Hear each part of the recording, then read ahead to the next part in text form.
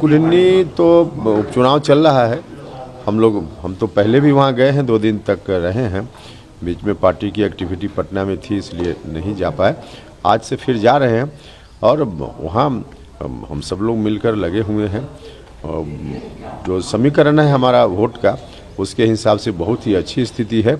भारी मतों के अंतर से हमारा उम्मीदवार वहाँ से चुनाव जीतेगा। 10% आरक्षण को लेकर राष्ट्रपति की बैठक में भी कहा है, उसको लेकर पार्टी के अंदर नाराजगी दिख रही है। हमने क्या कहा है? हमने क्या कहा है? 10% आरक्षण को लेकर क्या कहा हमने? उनका कहना है कि हिस्सेदारी सबकी उसमें मतलब हिस्सा मिलना चाहिए। अरे भैया, तो हमने क्या कहा? जरा पहले उलट को देख लीजिए ना उसको, उसके बाद सवाल पूछिए। कुमार सिंह भी बोल रहे हैं कि अरे भाई, आप लोग गलत बता दिए होइएगा उनको। आप देखिए, होना चाहिए। इस पर कहाँ कोई बात कल हुई है कि नहीं होना चाहिए? होना चाहिए, वही तो कह रहे हैं। इस पर कहाँ कोई बात है भाई? आप लोग गलत व्याख्या उनको सुना दी। उनका कहना है कि 10% आरक्षण को लेकर आपने जो कहा है कि उसमें अन्य जो वर्ग हैं उनको ही नहीं, बिल्कुल ऐसा नहीं कहा। ये तो हम कह रहे हैं कि आपको मालूम नहीं है कि हमने क्या कहा, तो फिर कैसे सवाल पूछिएगा? बैठक हो रही थी तब। अरे भैया, खुद क्या हम जो बोले हैं कल की बात है, आप रिकॉर्ड उठाकर देख लीजिए। 10% आरक्षण के होने न होने के बारे में हमने कुछ कहा ही नहीं है। हमने जो कहा है वह यह है, हमने कहा कि जब 10% आरक्षण लागू हुआ, सुप्रीम कोर्ट ने भी संपुष्ट किया है।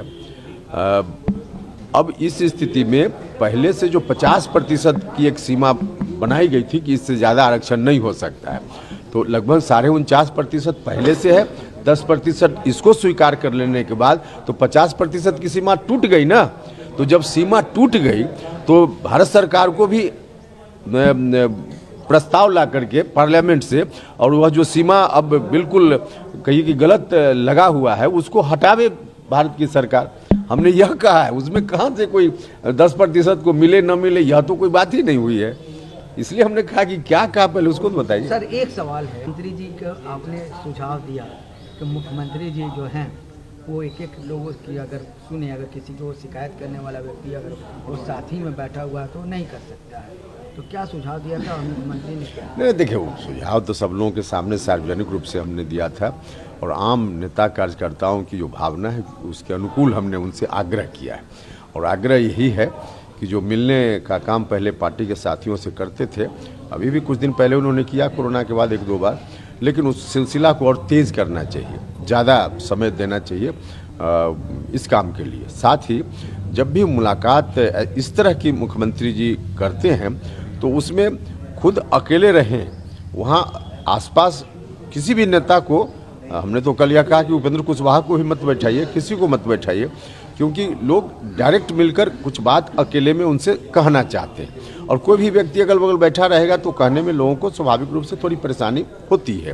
तो अब नतीजा उसका होता है कि सही बात मुख्यमंत्री जी तक नहीं पहुंच पाएगी, तो इसलिए हमने ऐसा कहा। मुख्यमंत्री जी ने क्या जुड़ा एक सवाल कि आप मुख्यमंत्री जी ने कहा कि हाँ, हम अब मिलेंगे लोगों से, मिलने का जो उसकी जो प्रक्रिया है हम तेज़ करेंगे, और उसी में कोई साथी अलग से भी कुछ कहना चाहे तो उसके लिए भी गुंजाइश रहेगी, अलग से भी थोड़ी बात होगी। आपने खाई है कि बीजेपी के साथ दोबारा नहीं जाएंगे, फिर उलट कर देख लीजिए हमने क्या कहा। अलायंस हमने कहा कि अब हमारी पार्टी तो अलग से है नहीं, हम तो जब पार्टी थी तो अलायंस की बात करते थे, अब तो जेडीयू है, तो पार्टी कोई निर्णय लेती है तो उसके अनुसार अलग बात है।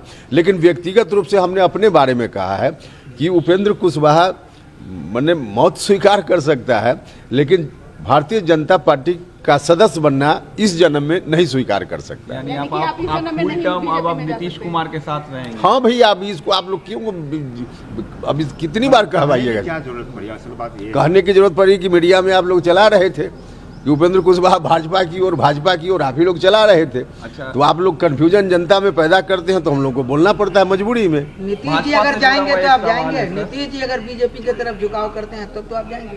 नीतीश जी बीजेपी की तरफ झुकाव करने वाले हैं। आप लोग क्यों फिर गलत बात, गलतफहमी पैदा करने का प्रयास करें? अरे भाई क्यों नहीं, इस तरह का बिल्कुल गलतफहमी पैदा करने वाला सवाल है। केंद्रीय मंत्री है गिरिराज सिंह, उन्होंने कहा है कि पॉपुलेशन कंट्रोल बिल का जो लोग वायलेट कर रहे हैं उनका वोटिंग राइट्स छीन लेना चाहिए।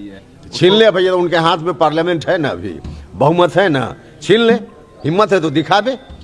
फालतू बात कर, हिम्मत है तो दिखावे ना, बिल्ली की तरह बात करेंगे, हिम्मत है तो दिखावे, छीन करके कि किसका छीनते हैं, दिखावे। आप लोग इसके बोल किसको रहे समर्थन में हैं या विरोध में अगर किसको? केंद्र सरकार इस बिल को लाती है? अरे केंद्र सरकार को किसी का वोटिंग राइट इन्होंने दिया है कि छीन लेंगे? वोटिंग राइट बाबा साहब अम्बेडकर ने दिया है, हमारे संविधान ने दिया है, भारत की जनता ने दिया है, इन्होंने दिया है कि छीन लेंगे और रख लेंगे। ये बोल ही रहे, फालतू बोल रहे हैं ये लोग। बीजेपी कह रही है कि शराबबंदी को लेकर एक बार फिर से उनको सोच विचार करना चाहिए मुख्यमंत्री को, क्योंकि हाय तौबा मचा हुआ है। नहीं देखिए, बिल्कुल नहीं। गांव में सब लोग इसके समर्थन में हैं, सब लोग चाहते हैं कि बेहतर तरीके से शराबबंदी कानून लागू हो। शराबबंदी के निर्णय को सब लोग सराह रहे हैं। हाँ, कहीं कहीं कार्यान्वयन के स्तर पे नीचे कुछ अधिकारियों के चलते गड़बड़ी होती है, तो लोगों की यह इच्छा है कि कार्यान्वयन के स्तर पे